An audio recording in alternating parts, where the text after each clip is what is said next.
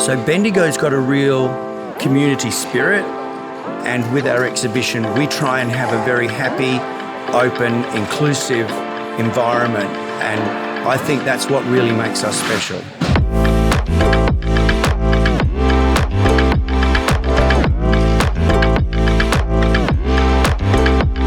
I'm Al, this is Steve, and we're at Bendigo Bricks celebrating its 10th year anniversary. Bendigo is a town in country Victoria, about 2 hours drive from Melbourne. Bendigo Bricks is where we first exhibited our yin and yang build, and we're here this weekend to chat to exhibitors about what they love about building with Lego bricks.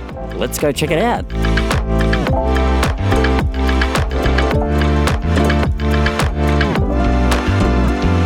We're here with Dale and his fantastic Fabuland builds. What part of Lego building do you love the most, and how does that show up in these? For me, it's really about nostalgia, and so the things that appealed to me as a child. So that's why I've kind of approached these Fabuland builds, because it takes me right back to childhood. And so part of that's the colour palette, part of that's obviously the figures from the sets, but I want to interpret them in a new way, adding detail and texture and, expanding the colour palette a bit. I like the creativity, the spontaneity of just taking an idea and just evolving it. The build in front started out as just a sketch of what I wanted to do with just some rectangles, and then as I started building, I think you learn off other people and you talk about through some of the problems you have and things like that. I started with the orange trees that you see here. Wasn't 100% sure whether they were going to work or not, and then showed them to a few people that I trust, and they said they're epic, was their words. I wanted to do something a little bit different, so I've got a little bit that moves in the middle, so I can shake it and you can see it's held together by the chains. I just like the fact that you can take something simple and just go free with it, and where you end up is really just limited by your imagination.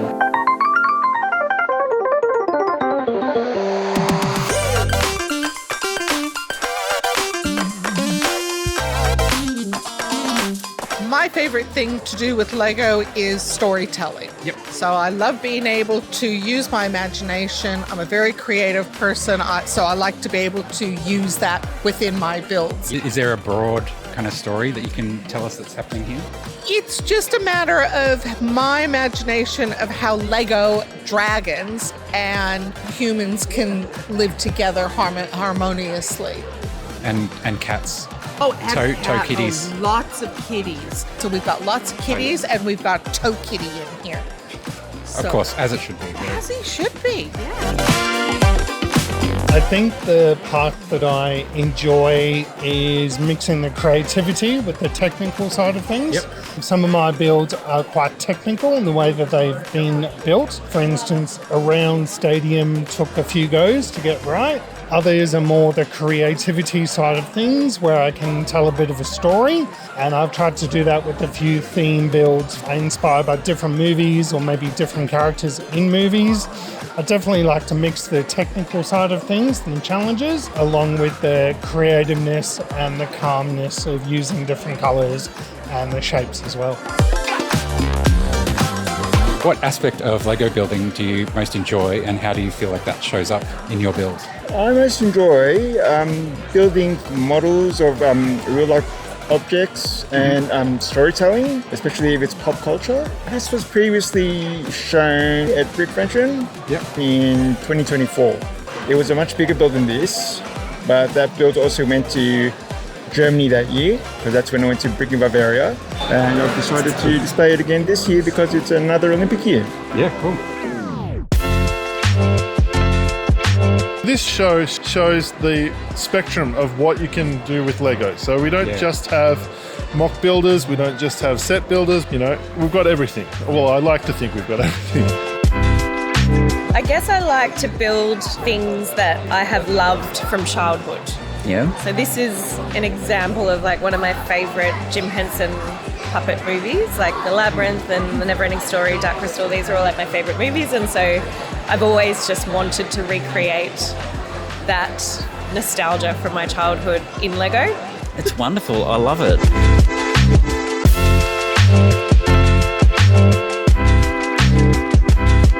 So we're here with Jess and her awesome Lego t-shirt quilt. What about the Lego community do you enjoy the most, and how do you feel like that shows up? I think the thing I enjoy the most is how accepting and friendly people are. Yeah. And I love how everyone loves a different part of Lego. And that's part of something that I've tried to include in the quilt. I scoured op shops and eBay and Marketplace for different t-shirts. And it took a lot, believe it or not. It looks neat, but every t-shirt is a different size. I think it's a great sort of symbolic representation of the community. Yeah, thank you. I'll just quickly show you the back. Oh. I used a single doona cover from cute. Lego. This will go on my bed probably forever.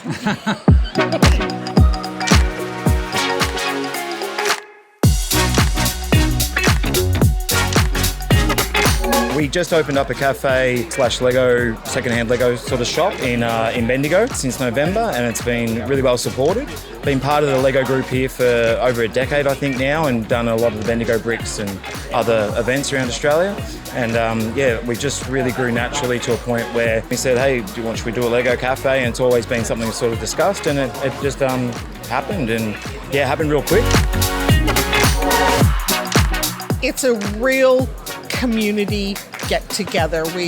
Everybody looks out for everybody else. All we want is for people to have fun, bring their builds along, and share it with the rest of the public.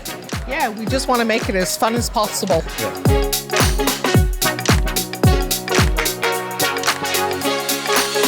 We're here with Mason, the youngest mock builder at Bendigo Bricks.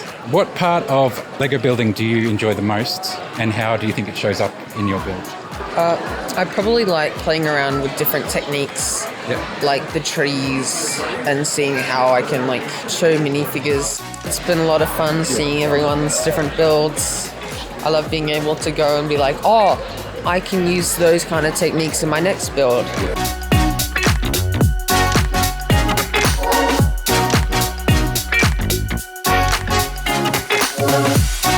The mechanical side of stuff is what I've enjoyed. Having a mechanical mind, digging into all that, working out how stuff is built, I really enjoy doing. So I try and bring that across into my builds.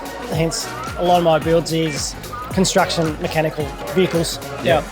Is there any particular reason for doing the wind turbines? Something different. You don't get to see that in shows so much. It also adds movement, which for a lot of people we discover that adults and children like movement. Oh yeah. It's sort of like a draw card, so something a little bit different, but also moving as well.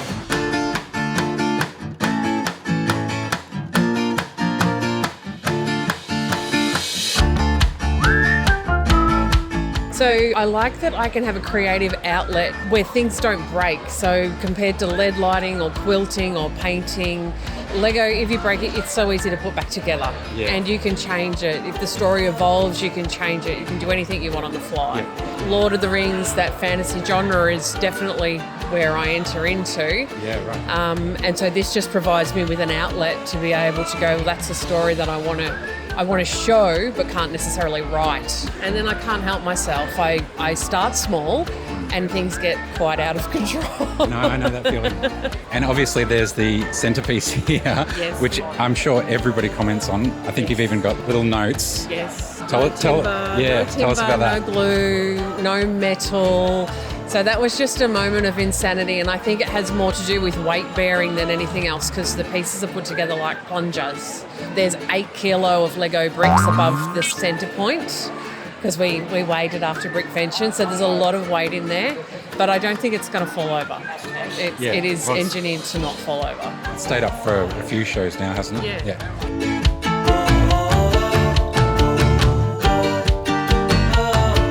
So Lego for me is very nostalgic, I guess, from when I was a kid. So I got re-energised when Lego introduced the Star Wars sets, and I started buying some of that sort of stuff. So I'm more building sets that represent pop culture stuff that I enjoy. Hence, you can see things like Simpsons and, of course, Doctor Who and Daleks. I normally try and do a Doctor Who build for Bendigo Bricks. Yep. Because Dalek Dave comes along each year, and I just kind of wanted to have something to link with him.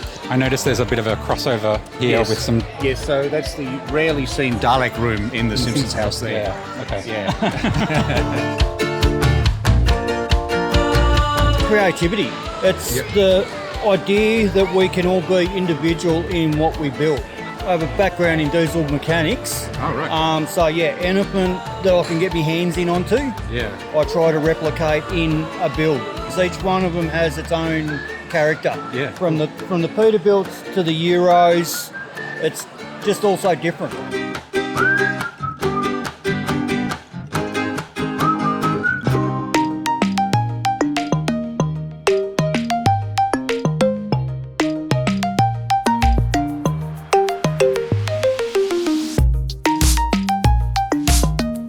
I really love the architecture of Bendigo.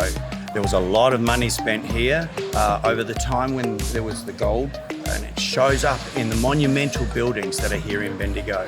And I want to translate them into a Lego form as best I can. Hopefully people will recognise them. The first one I built, first Bendigo building I built in 2017 was the Town Hall. And this was just the facade of the Town Hall, and I've got the mayor standing out the front there, who's now sadly departed, but he was very, very pleased to see himself in Lego form. From there, I built the Capitol Theatre. This was originally 1880s building that was originally a Masonic hall. And again, I've just built the front. The back of the building's pretty boring, so I didn't leave that in. The next one is the Sandhurst Public Offices.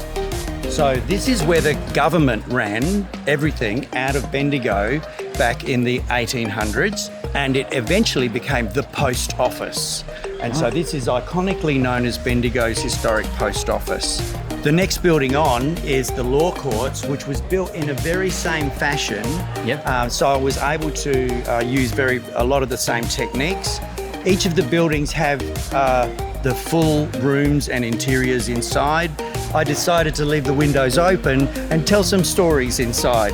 So if you have a look through the windows, you might see some little details in there, from pop culture to the Big Bang Theory's in there, and Thor's in there with his bros having a brewy. I just love the buildings of Bendigo so much, I wanted to have them in Lego form. It's my favourite event of the year, and I don't hide that. I always say that when it's here. Bendigo Bricks tends to get a lot of people coming to it, like exhibitor-wise, that have been to Brickvention, that go to Brixpo, that go to all the bigger events, and they all come here with their big build, so there's a lot to see. I think it's a little bit quieter, but it's also we get the big builders, and it's great.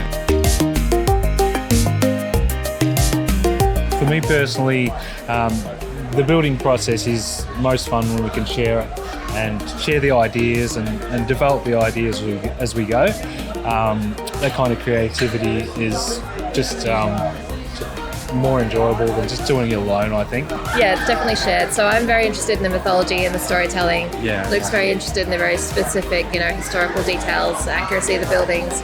So we kind of compare those two stories and then hopefully create something cool.